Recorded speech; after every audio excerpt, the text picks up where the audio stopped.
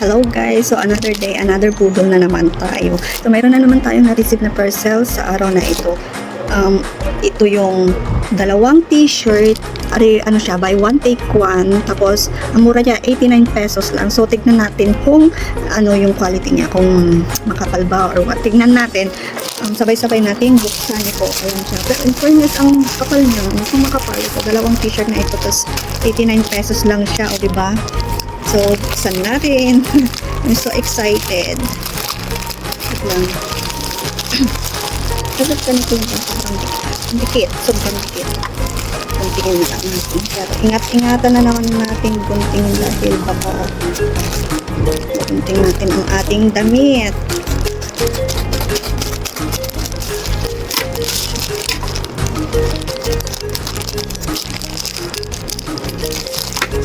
Ang in-order namin is ano na yung kanya, ang design niya is sigon ng hunter. Hopefully yun ang dumating. Tingnan ko lang ang kapal. Ayan yung isa. Ayan, black siya. Kung paano yung quality. Ay, kaya pala makapal kasi meron siyang makapal talaga, meron siyang ganito siya. Meron, ayan, para ito, karton. Ayun. Ganun ganda, makapal siya. Oh, makapal. Ayan. O, diba? Ang ganda. Makapal yung tela niya. Ganda ng print. Tamang-tama. Tama yung item na binigay sa akin. Ayan. Ang cute ni Con. Ayan yung isa. Ang ganda. Ayan.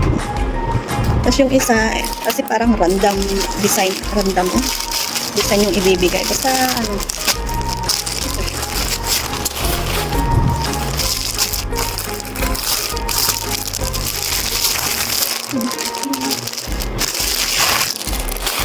Grabe, mura.